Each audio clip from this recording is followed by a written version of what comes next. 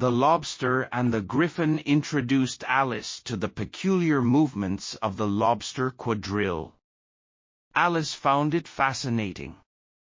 They also mentioned codfish, and Alice had only seen codfish at the dinner table. They talked about how codfish would bend their tails into their mouths. The griffin didn't explain but asked the mock turtle to explain why codfish did this. The griffin said that it was because codfish, while dancing with lobsters, got thrown into the sea.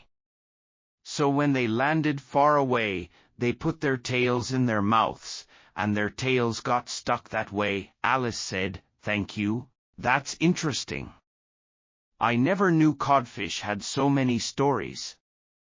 "If you'd like, I can tell you more codfish stories," the griffin replied. "Of course, you know why they're called codfish, right?" Alice said. "I've never really thought about it," the griffin said seriously. "Codfish are used to polish shoes and boots." Alice was confused and asked in surprise, "Polish shoes and boots?" The griffin continued, "Yes. What do you think makes your shoes so shiny?" Alice looked at her shoes and thought for a moment before saying, "I use black shoe polish to make them shine. In the sea, boots and shoes are polished with codfish blood to make them white." Alice asked curiously, "What is codfish blood made of?" The griffin impatiently replied, "Of course. It's made from catfish and eel.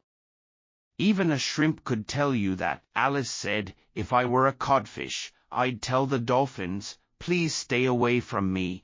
We don't need you with us.'" The mock turtle said that they had to travel with dolphins. No smart fish would go out without dolphins.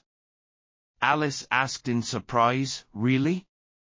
"If a dolphin came to me for travel reasons, I would say, 'Go find another dolphin,'" the mock turtle angrily said.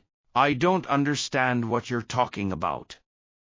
The griffin said, "Come on, let's hear your story." Alice hesitated and then said, "I can start my story from this morning."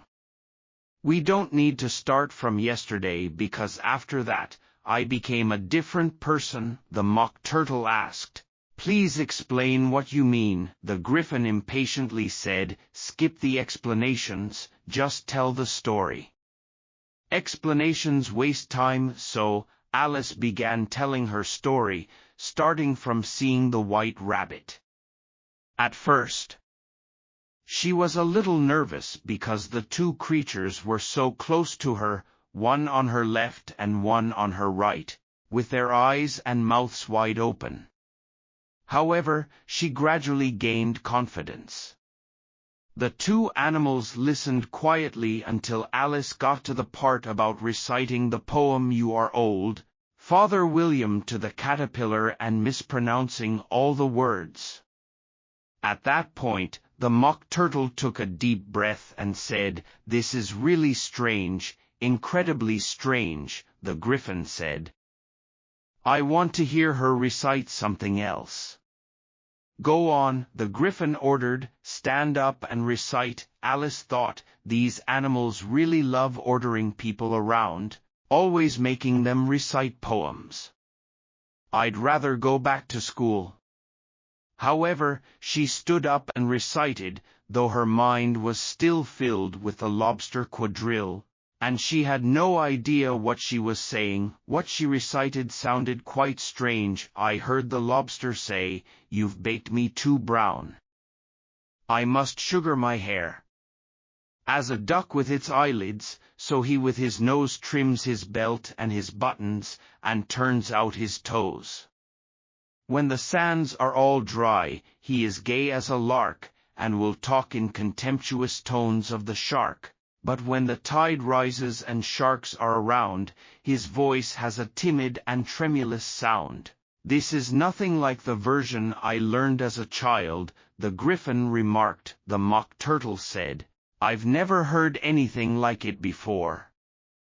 But it all sounds like nonsense." Alice didn't say a word.